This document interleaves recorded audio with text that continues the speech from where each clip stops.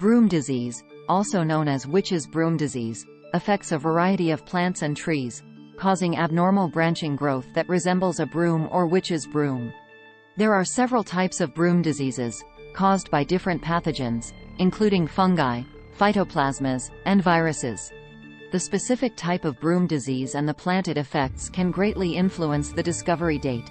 One of the most well-known instances of broom disease is the witch's broom disease of cocoa, caused by the fungus Maniliothora perniciosa.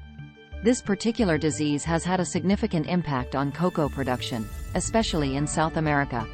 The exact date of its first discovery varies by region, but it has been known to affect cocoa plants for centuries. In terms of widespread scientific recognition, significant attention came to this disease in the early 20th century. Another notable example is the witch's broom disease affecting the rubber tree, Hevea brasiliensis, caused by a phytoplasma. This disease was identified in the early 20th century as well. Given the diversity of pathogens and host plants, the discovery dates for broom diseases can vary widely. For a specific type of broom disease, such as the one affecting cocoa or rubber trees, detailed historical records would provide the most accurate discovery dates. Broom diseases, manifesting as abnormal branching growths on plants and trees, can be triggered by a variety of pathogens, including fungi and phytoplasmas, each following distinct infection routes. The infection process for fungal agents, such as Maniliothora perniciosa, which causes witch's broom in cocoa, typically begins with the dispersal of spores. These spores, carried by wind, rain, or mechanical means, land on the host plant, where they germinate and penetrate the plant's tissues through natural openings or wounds. As the fungus colonizes the plant, it disrupts normal growth patterns, leading to the characteristic broom-like growths. This abnormal growth results from the plant's reaction to toxins or growth regulators produced by the fungus. Over time, the fungus spreads within the plant, causing further disease symptoms and producing new spores to infect additional plants. Phytoplasma infection, such as that causing witch's broom in rubber trees, typically follows a vector transmission route. Insect vectors, like leafhoppers or planthoppers, feed on the sap of infected plants, acquiring the phytoplasma. When these insects feed on healthy plants, they transmit the phytoplasma, which then enters the plant's phloem. This vascular tissue, responsible for transporting nutrients, facilitates the movement of the phytoplasma throughout the plant, leading to symptoms like witch's brooms, yellowing, and stunting. The disease spreads as vectors continue to feed on infected plants and then move to healthy ones. The spread and severity of broom diseases are often influenced by environmental conditions, with moist, warm climates particularly conducive to fungal growth and insect vector activity. Managing these diseases involves a combination of controlling the vectors with insecticides, practicing good agricultural hygiene to remove and destroy infected plant material, and deploying resistant plant varieties when available. This comprehensive understanding of the infection routes and environmental factors is essential for developing effective strategies to combat broom diseases. Broom disease, colloquially known as witch's broom disease, presents through a variety of symptoms that significantly impact the affected plants, regardless of the causative agent, fungus, virus, or phytoplasma.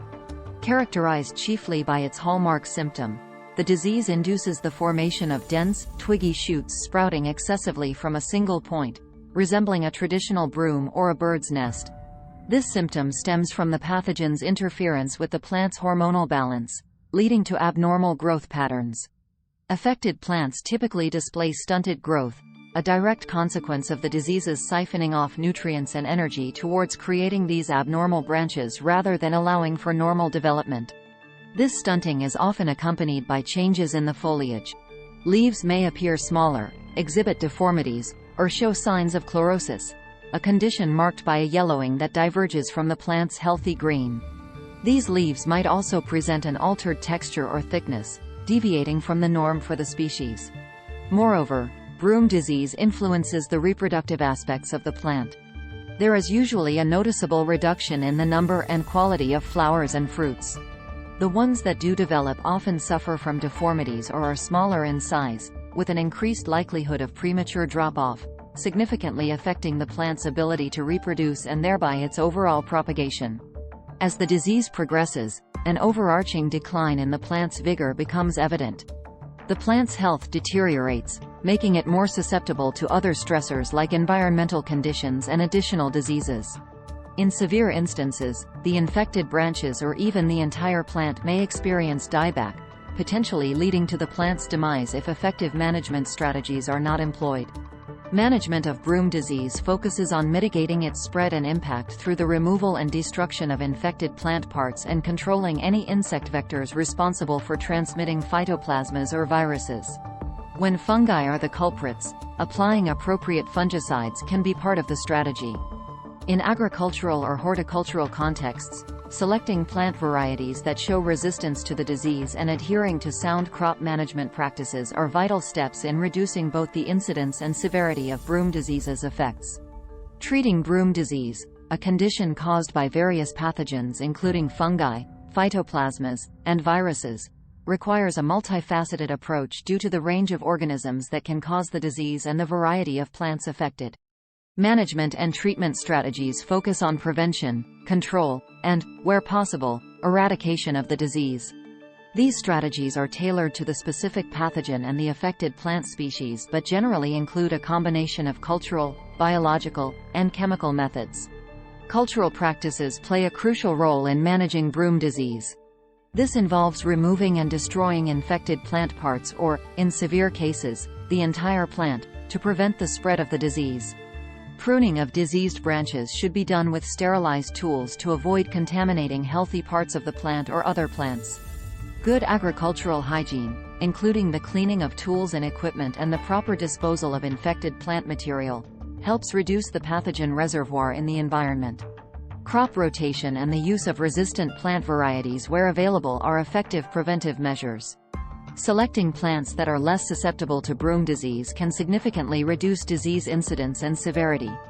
In agricultural settings, planting disease-resistant varieties and following recommended planting densities and arrangements can help minimize the conditions favorable for disease development. Biological control methods involve using natural enemies of the pathogens or vectors responsible for the disease.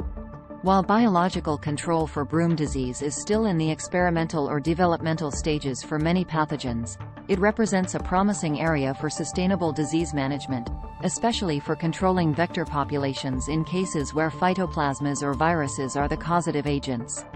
Chemical control, including the use of fungicides and insecticides, may be necessary in some instances, especially when dealing with fungal pathogens or insect vectors.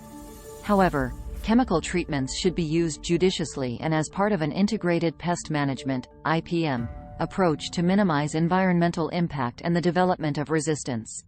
In the case of phytoplasma or viral causes, managing the insect vectors through insecticides can help reduce disease spread.